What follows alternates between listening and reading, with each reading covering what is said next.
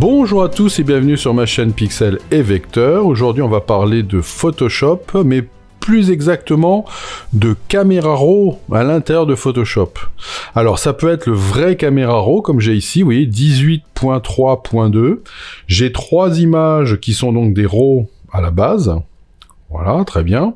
Mais ça pourrait aussi être le filtre Camera Raw dans Photoshop 2026, ça marche aussi très bien.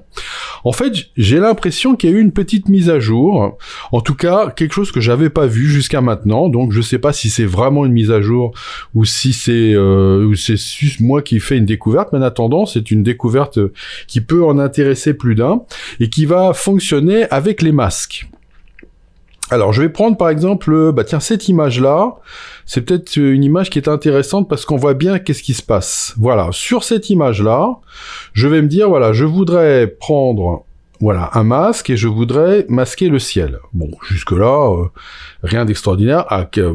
Maintenant, on trouve ça plus extraordinaire d'avoir un masque aussi puissant et aussi impressionnant, mais c'est pas ça que je voulais vous montrer. Ce que je voulais vous montrer, c'est que si je fais donc une exposition et que je décide d'assombrir, vous voyez, je vais essayer d'assombrir vraiment fort, voilà, et que maintenant je viens faire un zoom, voilà, je me retrouve avec ceci. Et là, j'ai l'impression que ces deux éléments-là n'existaient pas avant. Alors, encore une fois, peut-être que je me trompe. En tout cas, je viens de les découvrir. Et vous voyez, vous avez le contour progressif et entourer les pixels. Donc le contour progressif, ça voudrait dire que ça floute le masque. Mais regardez, là, vous voyez, j'ai effectivement cette zone-là, et vous voyez qu'on a une petite zone. Alors c'est vrai que c'est pas facile à voir, mais on a quand même une petite zone qui est pas très très précise, c'est un peu flou là, et puis ici, c'est pas terrible. Regardez, je vais bouger un petit peu le contour progressif de 1, 2, 3 points, et regardez, paf, regardez ce qui s'est passé. Là, c'est que c'est devenu vachement plus net. Alors je sais pas si ça se verra avec la compression, mais sinon vous faites ça avec vos photos, vous regardez, paf, avant, paf, après. Et moi, j'ai l'impression que ça donne un meilleur résultat ici, vous voyez. Donc j'ai mis un contour progressif de 2. Je vais le remettre à 0 et je vais faire avec entourer les pixels. Alors, évidemment, si je passe en négatif, qu'est-ce que ça fait? Ça va élargir le masque et donc on va obtenir un liseré tout autour, c'est pas très intéressant. Mais dans le sens inverse, ça veut dire que ça va donc rendre le masque un petit peu plus étroit. Regardez ce qui se passe. Ça fait un peu la même idée. Vous voyez, 1 et 2. Alors après, c'est plus terrible, mais 1 ou 2, vous voyez, ça va essayer de donner, vous voyez, 0 et 1. Vous voyez, j'ai l'impression que ça donne un effet aussi qui est plus intéressant. Alors, vous avez des cas où entourer les pixels, ça marche mieux.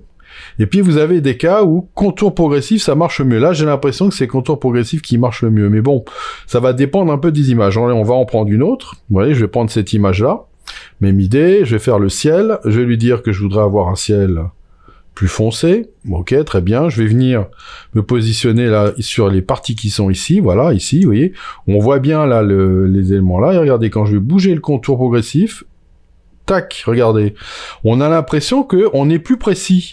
Il y a plus de présence sur le. Alors là, vous voyez, je suis juste à 2. Hein. Après, au-delà, c'est moche. Hein. Oui, ça commence à devenir un peu bizarre. Mais là, à 2, je trouve que ça donne de bons résultats. Alors encore une fois, c'est peut-être mon goût à moi, mais j'ai quand même l'impression, non, hein, c'est vraiment pas mon goût, c'est vraiment mieux, quoi.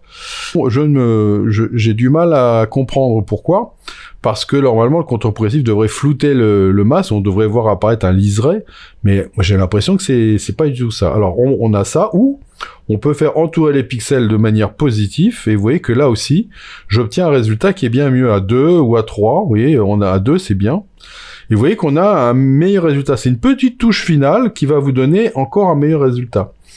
Vous voyez, ça fonctionne bien. Je vais prendre le 3e ici. Vous voyez, cette image-là, c'était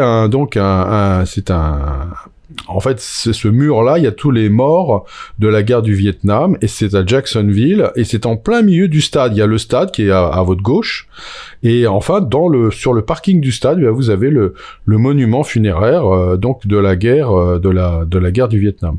Bon, c'est bizarre comme ça, mais pourquoi pas. Et donc, le truc, c'est que là, il allait pleuvoir. J'ai pris la photo, et après, je me suis pris une douche mémorable, parce que c'est mis à tomber, mais vraiment des cordes, l'orage tropical. Bon. Donc, c'est normal que ce soit très sombre.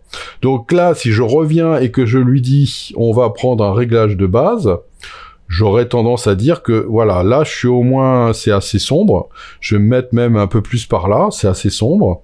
Est-ce que je pourrais faire réapparaître les tons foncés un petit peu? Allez, on peut faire réapparaître un petit peu les tons foncés, comme ça, ouais, bon, très bien.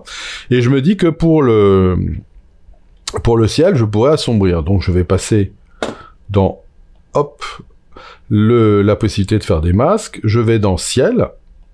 Voilà, vous voyez que j'obtiens vraiment un super masque. Et là, je vais lui dire que je voudrais donc assombrir mon ciel. Voilà, je vais faire un assombrissement comme ça, et je vais pas utiliser le contraste. Moi, j'utilise plutôt le blanc. Bah, alors, un contraste, c'est quoi? C'est le rapport entre les blancs et les noirs. Donc voilà, je vais vraiment contraster en bougeant mes blancs et mes noirs. Vous voyez que si je regarde mon histogramme ici, oui, on a de la place là, pour les blancs, il n'y a pas de souci. Alors c'est l'histogramme que du ciel, ça. Hein. Mais vous voyez que je peux y aller, il n'y a pas de problème. Voilà, et je vais faire comme ça quelque chose d'assez fort. Voilà, je vais avoir un ciel comme ça qui est vraiment très très noir. Je peux vous dire que vu la douche que j'ai pris après, c'était vraiment très très orageux. Et là, vous voyez, si je viens zoomer, pareil sur les zones où il y a des nuages, là, enfin où il y a le nuage et où il y a les palmiers, bon, on obtient un résultat quand même qui est vraiment remarquable. Vous voyez, regardez avant, après. Donc c'est vraiment super bien. Mais même chose, si je bouge ça par là, j'ai l'impression, vous voyez, que j'ai plus de présence sur sur les palmiers, sur les feuilles du palmier, sur les fils. Enfin bon, voilà. Donc, voilà, j'ai l'impression, oui, que là je suis flou et que là je suis plus net. Voilà. Bon. Voilà, donc à vous de me dire, mais moi j'ai l'impression. Alors j'ai ça, ou bien je peux aller faire le contour, et pareil, me mettre à 3. Ouais, 3 c'est bien. Voilà, et donc dans ce cas-là, je fais, je vais lui dire que ça sera suffisant, ça. Je me remets comme ça, et voilà. Et en attendant, regardez, j'ai quand même quelque chose qui est vraiment très très fort, c'est que j'ai un ciel qui est vraiment fabuleux, qui est ce ciel-là, vous voyez, avec le masque, et puis le reste qui a pas bougé. Donc franchement, on voit pas du tout que j'ai ajouté un peu de sombre, voilà, donc ok. Donc vraiment, je suis vraiment impressionné par la qualité du masque. Mais j'ai l'impression que ce petit élément-là, donc qui est donc en fait un contour progressif et en fait c'est le grossi, en fait, ils ont appelé ça entourer les pixels, mais c'est le grossi du masque, et ça donne de bien meilleurs résultats. Voilà. Donc vous voyez, si je venais ici mettre mon masque, on pourrait ici là dans incrustation, je pourrais dire que je voudrais avoir le masque sur noir et blanc. Et là, vous voyez, si je bouge un petit peu ça, regardez ce que ça fait. Vous voyez, ça grossit ou ça restreint ici le masque. Et là, vous voyez, ça le rend de plus en plus flou. Voilà. Bon, mais j'ai l'impression qu'il y a une phase où, non seulement ça le floute pas, mais ça rend mieux. Voilà, et moi, ce serait 2 ou 3. Alors oui, je vais enlever ça. Voilà, et je vais obtenir quelque chose qui est vraiment, j'ai l'impression que c'est un petit peu mieux. Voilà. Bon, encore une fois, c'est peut-être psychologique, mais non, je crois pas. Hein. Je pense que vraiment, ces deux éléments-là, ces deux curseurs-là, ont amélioré encore la manière dont les masques peuvent être appliqués sur des images. Alors, je dis pas que ça marche sur toutes les images. Alors déjà, ça ne marche que dans Camera Raw, il n'y a pas ça dans Lightroom. Lightroom, j'ai pas vu les mêmes curseurs. Donc là, c'est vraiment que du Camera Raw. Bon, je sais pas du tout pourquoi. C'est pas la première fois, puisque je vous avais déjà parlé du masque de profondeur, et que justement, dans le masque de profondeur, Lightroom n'avait pas encore le masque de profondeur. Donc ça fait 2 fois que dans Camera Raw, il y a des choses qui sont installées, des fonctions qui sont installées alors qu'elles ne sont pas installées dans le Lightroom, mais qui est aussi Camera Raw. Le module développement de Lightroom, c'est Camera Raw, donc là, je pige pas très bien. Enfin, quoi qu'il en soit, vous voyez, j'ai l'impression que ça donne de meilleurs résultats. Donc à vous de voir sur vos propres images si ça peut vous servir. Voilà, je mets ça à la disposition de tout le monde et faites ce que vous avez envie d'en faire. Je voulais juste vous montrer, alors pour terminer, alors je vais annuler ça, que si, vous voyez, je prends ici une image et que je fais filtre Camera Raw, voilà, que je viens sur les masques et que je lui dis, tiens, on va prendre, je vais prendre l'arrière-plan. Ouais, ça a l'air de marcher, l'arrière-plan. Vous voyez qu'on retrouve bien les filtres. Alors là, c'est peut-être moins intéressant parce que bon, est-ce que si j'éclaircis ou est-ce que si j'assombris et que je bouge le contour progressif un petit peu, vous voyez? Bon, là, je sais pas si ça va vraiment nous servir à grand-chose. Ouais, ça peut peut-être être un petit peu mieux là, mais enfin là, je suis pas très sûr. Ouais, si vous voyez, ça bouge un petit peu, ça vous remet... Là, j'ai l'impression qu'on a plus de mèches, on est à 4. Et si je viens positionner le contour progressif à 2 ou à 3, à 0... Ouais, donc là, là c'est pas... En fait, j'ai l'impression que ça crée un petit liseré blanc, et c'est peut-être ça qui donne cette présence. Enfin, je sais pas. Vous voyez, en tout cas, là, c'est moins évident.